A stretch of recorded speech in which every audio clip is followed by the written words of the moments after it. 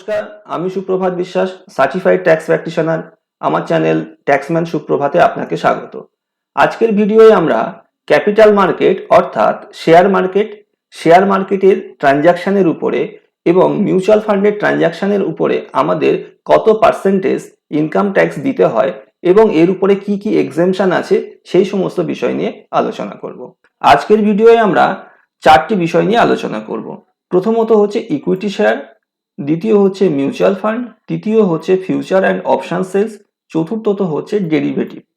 দেখুন, মিউচুয়াল ফান্ডে যখন আমরা আলোচনা করব না, সেক্ষেত্রে আমরা চারটি ভাগে ভাগ করে নেব। প্রথমটি হচ্ছে ইকুইটি ফান্ড, দ্বিতীয়টি হচ্ছে ডেট ফান্ড, তৃতীয়টি হচ্ছে হাইব্রিড ইকুইটি ওরিয়েন্টেড ফান্ড এবং চতুর্থত হচ্ছে hybrid debt oriented fund. Equity শেয়ারের ট্রানজাকশনকে আমরা দুটো ক্যাটাগরিতে ভাগ করে নেব। প্রথমটি হচ্ছে বিজনেস ক্যাটাগরি, দ্বিতীয়টি হচ্ছে ইনভেস্টমেন্ট ক্যাটাগরি। যদি আমরা বিজনেস পারপাসে অর্থাৎ ইন্ট্রাডেতে ট্রেডিং করি, সেক্ষেত্রে যে ইনকাম হবে তাকে আমরা স্পেকুলেটেড ইনকাম হিসাবে ট্রিট করব। এই ইনকামের ক্ষেত্রে কি হচ্ছে, ট্যাক্স হবে নর্মাল ট্যাক্সের যে রেট আছে, অর্থাৎ আপনি যদি 20% স্ল্যাবে থাকেন তাহলে আপনার ক্ষেত্রে 20% হবে, আর আপনি যদি 30% ট্যাক্স স্ল্যাবে থাকেন সেক্ষেত্রে 30% ট্যাক্স স্ল্যাবে আপনাকে ট্যাক্স পে করতে হবে। এবারে ইনভেস্টমেন্ট পারপাসে আসলে দুটো ক্যাটাগরি আমরা দেখতে পাই, একটি হচ্ছে শর্ট টার্ম ক্যাপিটাল গেন এবং অপরটি হচ্ছে লং টার্ম ক্যাপিটাল গেন। যদি আপনি কোনো শেয়ারকে 12 মাসের কম সময় হোল্ড করে রাখেন এবং তা বিক্রি করে যদি আপনার প্রফিট হয়, তাহলে আমরা তাকে বলবো শর্ট টার্ম ক্যাপিটাল গেন। এর উপরে আপনার ট্যাক্স কত পার্সেন্টেজ হবে না, এর উপরে ট্যাক্স হবে 15% প্লাস সেস। এবারে আসি লং টার্ম ক্যাপিটাল গেনের ক্ষেত্রে। লং টার্ম ক্যাপিটাল গেনের ক্ষেত্রে হোল্ডিং পিরিয়ড হতে হবে মোর দ্যান 12 মান্থ, অর্থাৎ 12 মাসের বেশি সময় আপনাকে কোনো একটি শেয়ারকে হোল্ড করে রাখতে হবে। আর আপনার এখানে ট্যাক্সেশন যেটি হবে সেটি হচ্ছে 10% আপনাকে ট্যাক্স পে করতে হবে। তবে এক্ষেত্রে কিন্তু আপনি কোনো ইন্ডেক্সেশনের বেনিফিট পাবেন না। তবে এখানে 1 লক্ষ টাকা পর্যন্ত আপনার ক্যাপিটাল গেন ট্যাক্সেবল নয়, অর্থাৎ 1 লক্ষ টাকার উপরে যদি আপনি ক্যাপিটাল গেন করেন তাহলেই কিন্তু আপনাকে ট্যাক্স দিতে হবে 10% হারে। এবারে আমরা দেখে নেব, যদি দেখুন সবসময় তো ক্যাপিটাল গেইন নাও হতে পারে, ক্যাপিটাল লসও তো হতে পারে। যদি লস হয় সেক্ষেত্রে আমরা কি করব, যদি লস হয় স্পেকুলেটেড লসের ক্ষেত্রে কি হবে, স্পেকুলেটিভ লস আপনাকে স্পেকুলেটেড ইনকামের সঙ্গেই কিন্তু অ্যাডজাস্টমেন্ট হবে। আর কত বছর পর্যন্ত এটা আপনি ক্যারি ফরওয়ার্ড করতে পারবেন না, ম্যাক্সিমাম 4 বছর পর্যন্ত। অর্থাৎ 2020-21 যদি আপনার কোনো লস হয়ে থাকে, তাহলে ফিনান্সিয়াল ইয়ার 2020-21 যদি কোনো লস অ্যারাইজ করে থাকে, তাহলে এই লস এর নেক্সট ইয়ার থেকে 4 বছর পর্যন্ত আপনি সময় পাবেন অ্যাডজাস্ট করার। অর্থাৎ আগামী 4 বছরের মধ্যে যে বছর আপনি প্রফিট বুক করবেন সেই বছরে এই লসকে আপনি অ্যাডজাস্ট করতে পারবেন। এবারে আছি short term capital loss. Short term capital loss যদি হয়ে থাকে, তাহলে short term capital loss short term capital gain এবং লং টার্ম ক্যাপিটাল গেনের সঙ্গে আপনি অ্যাডজাস্ট করতে পারবেন। ক্যারি ফরওয়ার্ড করতে পারবেন কত বছর না, ম্যাক্সিমাম 8 ইয়ার্স, 8 বছর আপনি এটাকে ক্যারি ফরওয়ার্ড করতে পারবেন। লং টার্ম ক্যাপিটাল লস হলে কি হবে, লং টার্ম ক্যাপিটাল লস হলে লস সেট আপ করতে হবে শুধুমাত্র লং টার্ম ক্যাপিটাল গেনের সঙ্গে, ক্যারি ফরওয়ার্ড করতে পারবেন ম্যাক্সিমাম 8 ইয়ার্স। তবে এক্ষেত্রে একটা কথা মনে রাখবেন যে যদি আপনি ডিউ ডেটের মধ্যে আপনার ইনকাম ট্যাক্সের রিটার্ন সাবমিট না করেন, তাহলে কিন্তু আপনি এই লসকে ক্যারি ফরওয়ার্ড করতে পারবেন না। তাহলে অবশ্যই আপনি কিন্তু লস ক্যারি ফরওয়ার্ড করতে চাইলে ডিউ ডেটের মধ্যে ইনকাম ট্যাক্সের রিটার্নকে সাবমিট করবেন। এবারে দেখুন, আমরা শেয়ারকে যখনই হোল্ড করি তখন আমরা ডিভিডেন্ড রিসিভ করি। ডিভিডেন্ডের ক্ষেত্রে আমরা দুটো ভাগে ভাগ করে নেব। প্রথমটি হচ্ছে বিজনেস পারপাসে, তার ট্রিটমেন্ট কেমন হবে, আর আমি যদি ইনভেস্টর হিসাবে ইনভেস্ট করে থাকি সেক্ষেত্রে ডিভিডেন্ড রিসিভ করলে তার ট্রিটমেন্ট কি হবে। যদি আপনি ট্রেডিং পারপাসে শেয়ারকে হোল্ড করে রাখেন এবং তা থেকে ডিভিডেন্ড রিসিভ করেন, তাহলে তা আপনার ইনকাম ফ্রম বিজনেস অ্যান্ড প্রফেশনে যুক্ত হবে।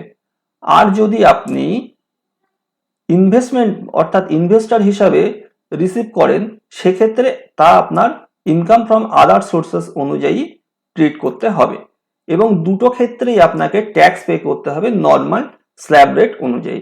অর্থাৎ আপনি যে স্ল্যাবে পড়বেন আপনাকে সেই স্ল্যাব অনুযায়ী ট্যাক্সকে পে করতে হবে। এবারে দেখব যে কখন শেয়ার ট্রানজাকশন ক্যাপিটাল গেন না হয়ে বিজনেস ইনকাম হিসাবে ট্রিট করা হবে। দেখুন, শেয়ারকে যদি আপনি আপনার বুকস অফ অ্যাকাউন্টসে যদি শেয়ারকে আপনি স্টক ইন ট্রেড হিসাবে দেখান, অর্থাৎ ইনভেস্টমেন্ট হিসাবে যদি না দেখান, সেক্ষেত্রে কিন্তু তা আপনার বিজনেস হিসাবে ট্রিট করা হবে।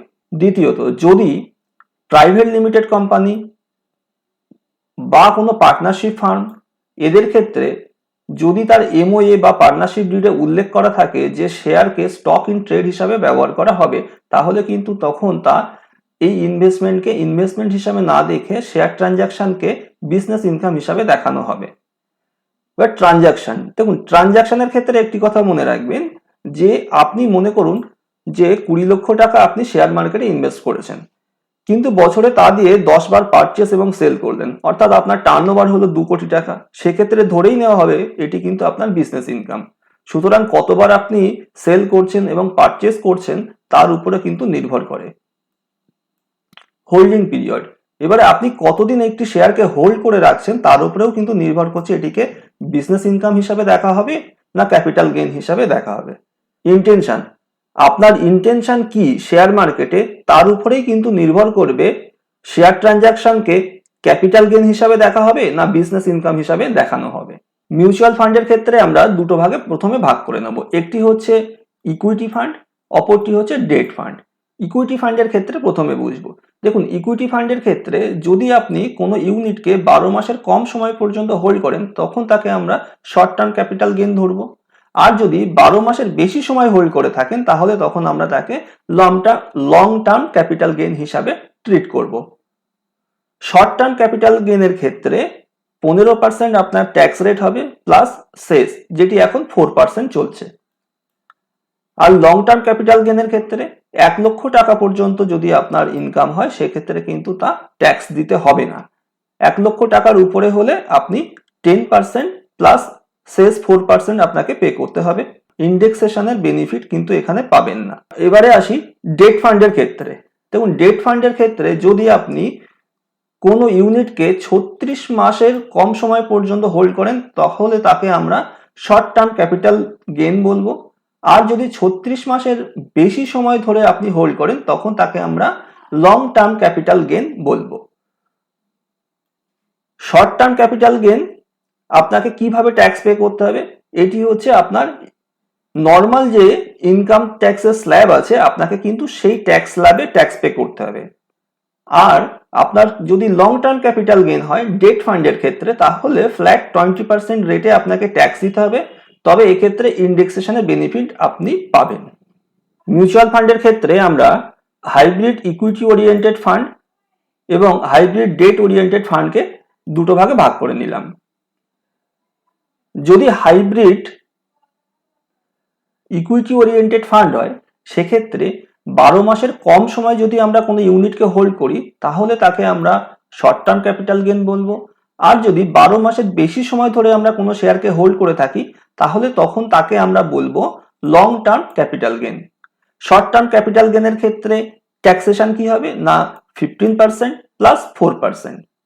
আর লং টার্ম ক্যাপিটাল গেইনের ক্ষেত্রে কি হবে, 1 লক্ষ টাকা পর্যন্ত আমাদেরকে কোনো ট্যাক্স পে করতে হবে না। 1 লক্ষ টাকার উপরে হলে ফ্ল্যাট 10% প্লাস সেস 4%, তবে এক্ষেত্রে ইন্ডেক্সেশনের বেনিফিট আমরা পাবো না। এবারে আসি হাইব্রিড ডেট ওরিয়েন্টেড ফান্ডের ক্ষেত্রে। এক্ষেত্রে 36 মাস সময়ের কম সময় যদি আমরা কোনো শেয়ারকে হোল্ড করি, তাহলে তাকে আমরা শর্ট টার্ম ক্যাপিটাল গেইন বলবো। আর যদি 36 মাসের বেশি সময় আমরা কোনো শেয়ারকে হোল্ড করি, তাহলে তাকে বলবো long term capital gain. Short term capital গেইনের ক্ষেত্রে কি হবে, ট্যাক্স নর্মাল ইনভেস্টর যিনি আছেন, তার যে ইনকাম ট্যাক্সের স্ল্যাব আছে, সেই স্ল্যাব অনুযায়ী তিনি ট্যাক্স পে করবেন। অর্থাৎ যদি তিনি 20% স্ল্যাবে থাকেন 20%, 10% থাকলে 10% এবং 30% স্ল্যাব থাকলে 30% ট্যাক্স পে করবেন। আর যদি লং টার্ম ক্যাপিটাল গেইন হয়, সেক্ষেত্রে 20% প্লাস সেস, তবে এক্ষেত্রে ইন্ডেক্সেশনের সুবিধা পাবেন।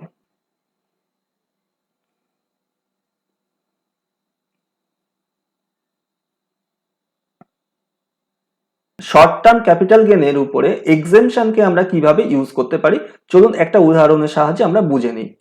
বেসিক এক্সেমশন লিমিট আমাদের কত না 2,50,000 টাকা। তো ধরুন আমি একটি মিউচুয়াল ফান্ডের ইউনিটকে বিক্রি করলাম বা শেয়ার বিক্রি করলাম 2,50,000 টাকা। এই শেয়ারটাকে বিক্রি করতে আমার খরচ হয়েছে, বা মিউচুয়াল ফান্ডের ইউনিটকে বিক্রি করতে খরচ হয়েছে 472 টাকা। আমার পারচেস প্রাইস ছিল 72,000 টাকা। তাহলে আমার নেট প্রফিট এসে দাঁড়ালো, অর্থাৎ ক্যাপিটাল গেন এসে দাঁড়ালো 1,77,528 টাকা। আমার বেসিক এক্সেমশন লিমিট কত না 2,50,000 টাকা। আমি বিজনেস ইনকাম, আমার নর্মাল বিজনেস মানে বিজনেস অ্যান্ড প্রফেশন থেকে আমি ইনকাম করেছি 1 লক্ষ টাকা। ক্যাপিটাল গেন থেকে আমি ইনকাম করেছি 1,77,000 টাকা। তাহলে টোটাল ইনকাম আসলো আমার 2,77,528 টাকা।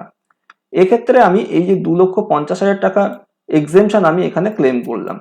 এখানে এক্সেমশন ক্লেম করার পরে আমার যে প্রফিট দাঁড়ালো 27,528 টাকা, এই প্রফিট কিন্তু আমার 15% স্পেশাল রেটে যেটি আছে শর্ট টার্ম ক্যাপিটাল গেনের ক্ষেত্রে তা দিতে হবে।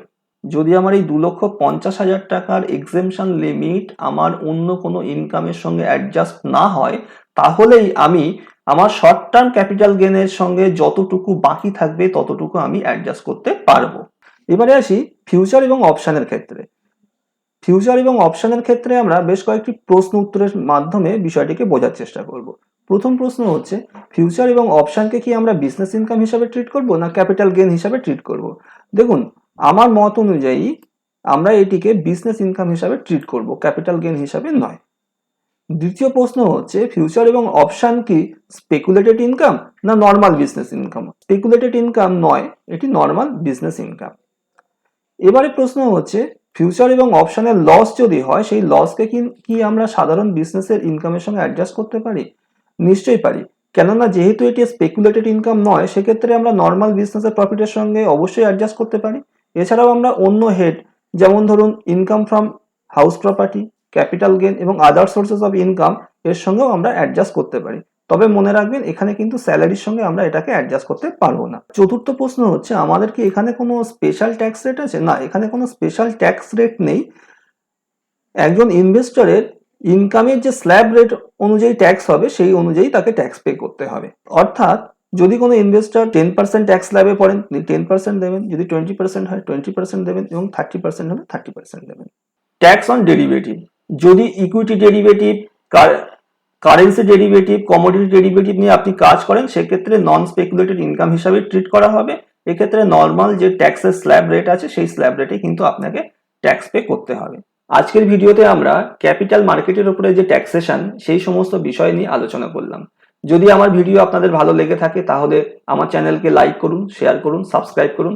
দেখা হবে পরের ভিডিওয়। ততদিন সুস্থ থাকুন, ভালো থাকুন।